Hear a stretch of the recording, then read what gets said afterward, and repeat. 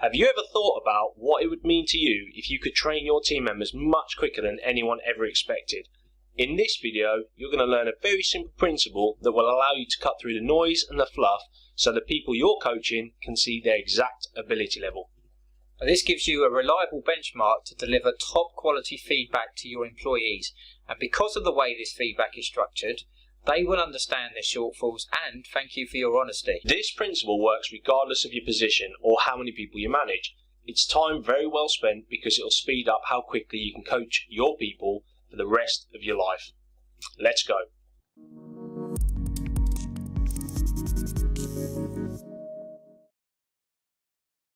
This is a coaching technique taken from our Ultimate Coaching Skills Guide. The guide was years in the making. It took months just to collect everything we've been teaching managers and leaders over the years. If you want more tips and techniques on how to improve your communication and leadership skills, go visit our website at curiouscommunicator.com and keep updated on the latest videos by subscribing to Curious Communicator TV. Just click on the subscribe button below this video. Okay, so the aim here is to be able to explain to someone so it's crystal clear to them a realistic and accurate account of their performance level. There's no point them thinking that they can do more than they actually can. They have to have a realistic understanding of what level they're actually at. What's interesting here is this is actually a non-confrontational process, and it's a very rewarding process, and you see that profound moment when someone actually realises the root cause of all their issues, and it totally shifts someone's focus from something that they're not going to make any difference with to actually solving the problem, and that's very rewarding for you and for them.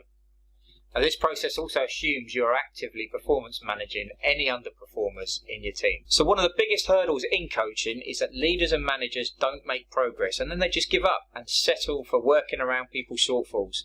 This is a trap you really do need to avoid. When there's a disconnect between the reality of the situation and what someone thinks is the problem, people know they're not getting the results they want. They just don't know what the root cause of the issue is, and because of this, they don't actually spend any time looking for a solution to the real problem. One of the coaching techniques that we use that we found to be really successful to explain this is called the 110-1, and you can see an example of that on the slide here. 110-1 is built to show people the actual level that they're at and the skill set that they have based on the members in their team. So the manager would sit at the top, and in this example here, he has 10 supervisors working for him, and they have 10 members of staff each working for them. Now, in order for the supervisor to be a 10, everybody that he's responsible for has to be a 1, and some of those aren't, and that then feeds up to give the supervisor a score out of 10. The manager then has the 10 supervisors, and for him to be 100, all of his supervisors need to be 10. So it's a great way of illustrating to managers that unless everybody in their team is performing at the right level and being managed on their performance, they are never going to achieve what it is they're trying to get to. When using the 110-1 principle, one thing that comes up a lot is blame and excuses. So there's always a reason that person's not performing well enough, or there's always an excuse of why they can't improve that person in their team. So, one of the sayings we like to use here is you're either making progress or you're making excuses, but you can't do both. And that's very relevant when using the 110-1 principle. You have to recognise that there are shortfalls within your team, and that's by any underperformers in the team, and you have to recognise that that's your responsibility. You have all the tools to do the job through coaching and discipline, and if there's any shortfalls in there, it does fall down to your ability level to improve people. When anyone fails at something important that they care about, there's almost always a set of negative emotions attached to that failure, and these emotions can motivate people to act in very irrational ways. These are unproductive and self-sabotaging for people's long-term goals. People will tend to use techniques that prevent them from the pain of embarrassment in the short term, but come at the cost of preventing us from making progress towards their long-term goals. The 110-1 method is great to use when you get new members in a team. It's really interesting to sit down with them and have them discuss their individual members of their team one at a time, get them to try and grade the member of the team, and then they really start to realise the level that their team's at when you go into that fine detail. But this isn't something you want to bring up all the time. It's a great tool to use, but as an introduction to start with, every 3, 6 or 12-month updates would be perfectly reasonable when using this coaching technique. And probably the best thing I found about the 110-1 reality check is that it's a fantastic exercise to do on yourself.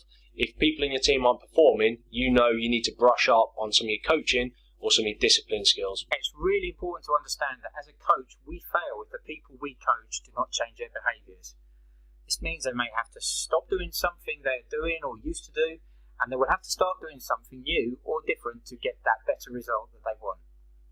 That's right, and if you get a lot of resistance, and what we mean by a lot of resistance is you're going to see those blame and excuses for not getting the end result they wanted, then here's a few ideas from Carol Dweck's growth mindset to help you get your people back on track. So instead of thinking, I'm not good at this, try thinking, what am I missing? Instead of, I give up, try thinking, I'll find a different way. Instead of my plan didn't work, try thinking, there's always plan B. And instead of, it's good enough, try thinking, is this really my best work? These are some fantastic sayings you can use to really help dig your team members out of that blame and excuse trap that people fall into. Okay, so that's it for this leadership coaching video. We hope this video has helped you get your coaching skills to the next level, making your coaching quicker and easier than ever. If you've learned some cool stuff on today's video, make sure you subscribe to our channel right now. Just click on the subscribe button below this video. And don't forget to get your copy of our Ultimate Coaching Guide sent directly to your email address. Just click the link in the description box below. It's full of valuable advice and it's free. Also, if you want more tips to help you improve your leadership and communication skills, head over to curiouscommunicator.com and sign up to the newsletter. You'll receive exclusive tips and techniques that we do not share anywhere else, and it's free. So now it's your turn. Which of today's techniques has been most useful to you? Will the 110-1 technique be more useful to you? Or is it something that will be more useful to use on the people you work with? Either way, let us know by leaving a comment below right now.